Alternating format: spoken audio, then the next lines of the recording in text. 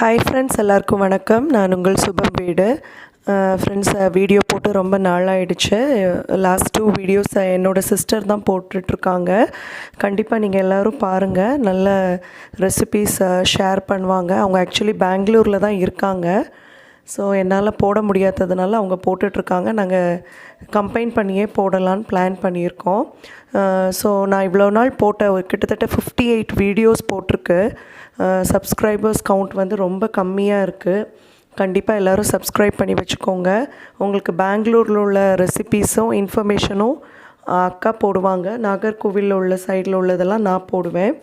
So கண்டிப்பாக எல்லோரும் subscribe பண்ணி வச்சுக்கோங்க. நான் போட்ட வீடியோஸில் எனக்கு நிறைய கமெண்ட்ஸும் டவுட்ஸும் வந்தது இந்த ஃப்ரிட்ஜை பற்றி தான். இந்த ஃப்ரிட்ஜை பற்றி நிறைய பேருக்கு நிறைய டவுட்ஸ் இருக்குது. எல்லாத்தையுமே நான் கிளாரிஃபை பண்ணுறேன். ஸோ இந்த ஃப்ரிட்ஜ் வந்து ஜூலை 24th வந்து நான் வாங்கினேன். ஆனால் வந்து இந்த ஃப்ரிட்ஜ் வாங்கி எனக்கு 1.5 monthஸில் ஒரு ப்ராப்ளம் ஆச்சு. அப்புறம் வந்து அவங்க மறுபடியும் ரீப்ளேஸ் பண்ணி கொடுத்தாங்க. அதாவது ரீஃபண்ட், அந்த செக்கு வந்து நம்ம வாங்கின கடைக்கு வந்துடும். நம்ம சாம்சங்கில் என்ன வேணுமோ அதை நம்ம பர்ச்சேஸ் பண்ணிக்கலாம். நான் இந்த ஃப்ரிட்ஜு தான் பர்ச்சேஸ் பண்ணுவேன்னு உங்கள்கிட்ட சொல்லியிருந்தேன். இந்த ஃப்ரிட்ஜை பற்றின டீட்டெயில்ஸ் வேறு எல்லாமே நான் ஆல்ரெடி இதுக்கு முன்னாடி உள்ள வீடியோஸில் பேசியாச்சு. ஸோ ரிப்பீட்டடாக பேசினா ரிப்பீட்டடாக வருதுன்னு இதாகும். ஸோ அதனால் இப்போ உங்களுக்கு என்ன டவுட்டோ அதை மட்டும் நான் இப்போ பேசிடுறேன். இந்த அதாவது செப்டம்பர் மந்த் வந்து எனக்கு மறுபடியும் இதே மாடலில் ஃப்ரிட்ஜ் வந்து நான் வாங்கியிருந்தேன்.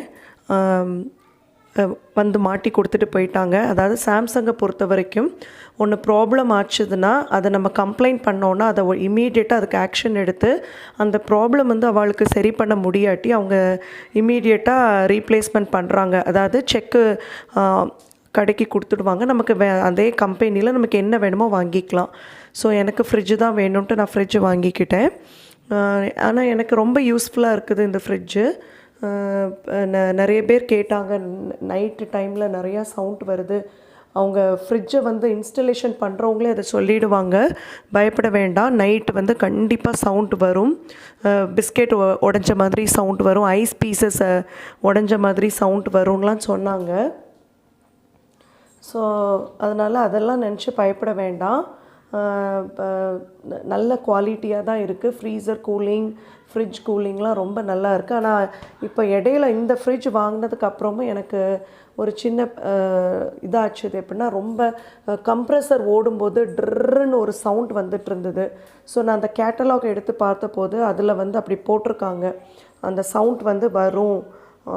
அந்த சவுண்ட் வர்றதுனால ப்ராப்ளம் இல்லை. ரொம்ப கண்டினியூஸாக அந்த சவுண்ட் இருந்ததுன்னா மட்டும்தான் நம்ம அவங்கக்கிட்ட கம்ப்ளைண்ட் பண்ணணும். அவங்க வந்து அதை வந்து என்னன்னு பார்த்துட்டு கம்ப்ரெசரில் ப்ராப்ளம் இருக்கா என்னன்னு பார்ப்பாங்க அப்படின்ட்டு சொன்னாங்க. ஸோ அதனால் இந்த சவுண்ட் வர்றது ஒன்றும் பிரச்சனை இல்லை. அப்புறம் ஒருத்தங்க கேட்டிருந்தாங்க 2 CFL பல்ப் எங்கே இருக்குதுன்னு கேட்டிங்க. ஸோ இந்த போர்ஷனில் இருக்கிறது தான் எல்லாத்துலேயும் சிங்கிள் தான் இருக்கும். இதில் 2 CFL பல்பு இருக்குது. ஸோ வீடியோ காமிக்கிறதுக்காக ஃப்ரிட்ஜெல்லாம் இப்போ தான் நீட்டாக க்ளீன் பண்ணியிருக்கேன். 2 months ஒன்ஸ் தான் எனக்கு க்ளீன் பண்ண முடியும். ஏன்னா சின்ன குழந்தைங்கள வச்சுட்டு ரொம்ப சடனாக அடிக்கடியெல்லாம் பண்ணிகிட்ருக்க முடியாது. ஸோ ஃப்ரிட்ஜை க்ளீன் பண்ணும்போது சாதாரணமாக நம்ம விம் லிக்யூட் அந்த மாதிரிலாம் வச்சு க்ளீன் பண்ணக்கூடாது. நம்ம வந்து அவங்களே அதை சொல்லி தந்துட்டு போவாங்க. லைமு, சோடா உப்பு, கொஞ்சமாக வாட்டர் ஆட் பண்ணி அதை வச்சு தான் நம்ம ஃப்ரிட்ஜ்குள்ளேலாம் க்ளீன் பண்ணணுமே தவிர வேறு எதை வச்சும் விம்ல சோப் சொல்யூஷன்ஸ் வச்சு எதுவும் க்ளீன் பண்ணக்கூடாதுன்னு சொன்னாங்க. ஸோ நான் அப்படி தான் இது வரைக்கும் க்ளீன் பண்ணிகிட்ருக்கேன். வாங்கி இதோட 2 வாட்டி க்ளீன் பண்ணிட்டேன். கொஞ்சம் பெரிய ஃப்ரிட்ஜ் ஆனனால கொஞ்சம் டைம் எடுத்து தான் பண்ணணும். ஸோ இன்னொருத்தங்க கேட்டிருந்தாங்க, பவர் எவ்வளோ ஆகுதுன்னு கேட்டிருந்தாங்க. கம்பேரிங் மற்ற ஃப்ரிட்ஜை விட இது பவர் வந்து கம்மியாக தான் செலவாகுதுன்னு சொல்லலாம். எங்களுக்கு வந்து ரொம்ப ஒன்றும் கரண்ட் பில்லில் வித்தியாசம் வரலை. 2 monthsக்கு ஒன்ஸ் வந்து 5000 வரும். இப்போ வேணால் ஒரு 200 rupees கம்மியாக இருக்குது, அவ்வளோதான்.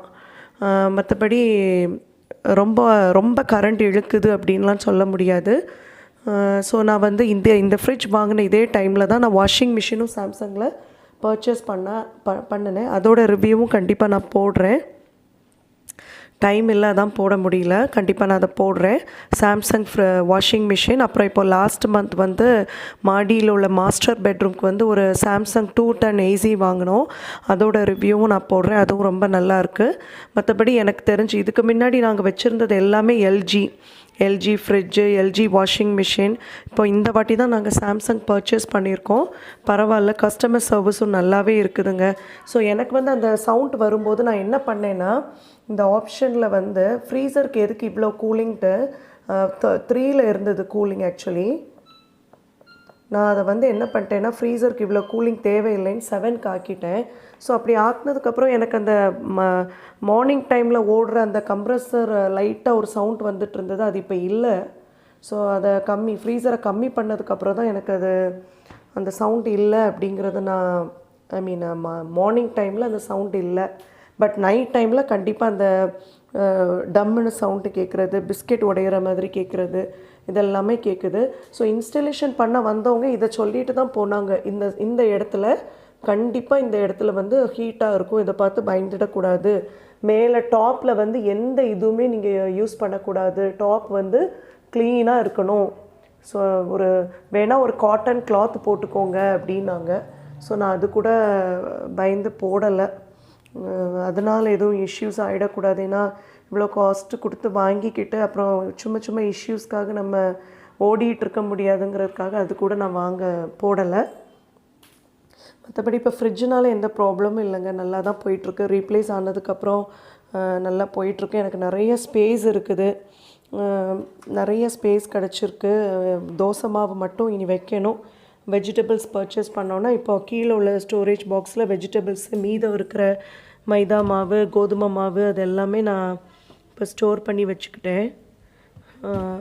ஸோ நிறைய ஸ்பேஸ் இருக்குது.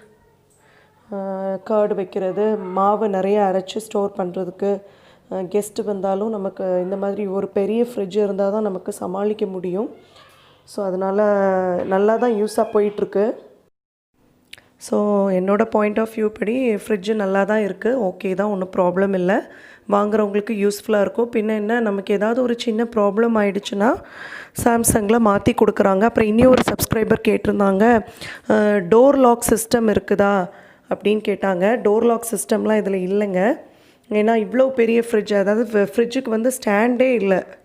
ஸோ வந்து ஃப்ரிட்ஜுக்கு வந்து ஸ்டாண்ட் இல்லை, வீல் தான். நம்ம ஃப்ரண்ட்லேயும் தள்ளிக்கலாம், பேக்லேயும் தள்ளிக்கலாம், வீல் தான். ஸோ லாக் பண்ணி வச்சுருந்தோன்னா சின்ன குழந்தைங்கள்லாம் இருந்தாங்கன்னா இழுத்தாங்கன்னா அது சேஃப்டி கிடையாது. ஸோ அதனால் லாக்கெல்லாம் கிடையாது. திறக்கிறதுமே இப்படி தான், இப்படி ப்ரெஸ் பண்ணி திறக்கணும். அப்புறம் நீங்கள் ஃப்ரிட்ஜு வாங்கும்போது கண்டிப்பாக பார்த்துக்கோங்க. ஸோ இந்த இடம் வந்து பிளாஸ்டிக் தான், பார்த்துக்கோங்க.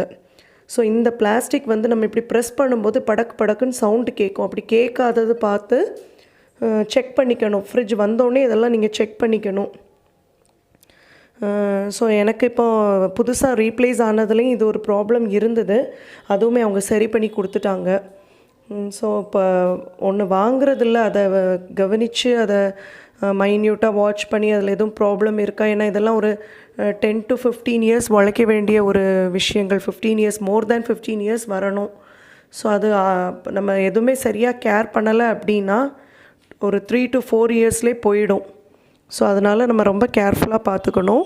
ஸோ இந்த இடத்துல ஒரு சவுண்ட் எனக்கு இப்படி ப்ரெஸ் பண்ணால் இருந்தது, அது இப்போ இல்லை, சுத்தமாக இல்லை. ஸோ ஓப்பன் வந்து இப்படி தான், இப்படி திறந்து தான் இங்கே இப்படி கை கொடுத்து மேலே ஓப்பன் பண்ணணும், இங்கே கை கொடுத்து கீழே ஓப்பன் பண்ணணும். மற்றபடி லாக் சிஸ்டம் இல்லை. அப்புறம் வந்து ஹேண்டிலும் இது தான். மற்ற ஃப்ரிட்ஜுக்கெலாம் இப்படி ஹேண்டில் இருக்கிற மாதிரி இதுக்கு அப்படி இல்லை, இப்படி கை போட்டு தான் ஹேண்டில் இது பண்ணணும். ஸோ அதுக்கு தான் நான் ஒரு சாஃப்ட் இந்த கார்லாம் துடைக்கிற கிளாத் மாதிரி போட்டிருக்கேன் இப்படி. ஸோ கண்டிப்பாக வீடியோஸ்லாம் நீங்கள் பாருங்கள், தொடர்ந்து கொடுக்க பார்க்குறேன். ஸோ வீட்டில் வந்து ரெனோவேஷன் ஒர்க்கு ஸ்டார்ட் ஆக போகுது. ஸோ இப்போ வரைக்கும் நான் யூடியூப்லாம் தேடிட்டுருக்கேன். ரெனோவேஷன் ஒர்க்கை பற்றின எந்த ஐடியாஸும் யாருமே எதுவுமே ப்ராப்பராக போடலை. ஸோ நான் வந்து ரெனோவேஷன் ஒர்க் ஸ்டார்ட் பண்ணேன்னா கண்டிப்பாக ஒவ்வொன்றுக்கும் என்ன ரேட் ஆகுது, என்ன செலவு பண்ணுறோம், எல்லா டீட்டெயில்ஸும் நான் கண்டிப்பாக ஷேர் பண்ணுறேன், மற்றவங்களுக்கு அது யூஸ்ஃபுல்லாக இருக்குங்கிறதுக்காக.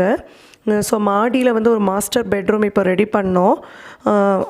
ஆல்ரெடி இருந்த பெட்ரூம் தான். அதில் வந்து லாஃப்ட்டும் அடைச்சி ஒரு ஏசியும் மாட்டுறதுக்கு என்ன எக்ஸ்பென்ஸ் ஆச்சு அந்த டீட்டெயிலை நான் நெக்ஸ்ட் வீடியோவில் ஷேர் பண்ணுறேன். நிறைய பேருக்கு அது யூஸ்ஃபுல்லாக இருக்கும்.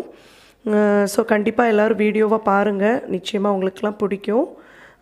ஸோ பிஃபோர் ரினோவேஷனுக்கு முன்னாடி கொஞ்சம் கிச்சன் டூரு இதெல்லாம் நான் போட பார்க்குறேன். குழந்தைங்கள வச்சுட்டு போட முடியல ஆக்சுவலி.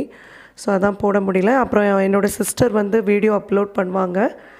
கண்டிப்பாக எல்லோரும் பாருங்கள், சப்ஸ்கிரைப் பண்ணி வச்சுக்கோங்க. நிறைய யூஸ்ஃபுல்லான விஷயங்கள் உங்களுக்கு இதன் மூலமாக கிடைக்கும் நம்புகிறேன். சப்ஸ்கிரைப் பண்ணாமலே நிறைய பேர் பார்த்துட்ருக்காங்க. கண்டிப்பாக சப்ஸ்கிரைப் பண்ணி வச்சுக்கோங்க.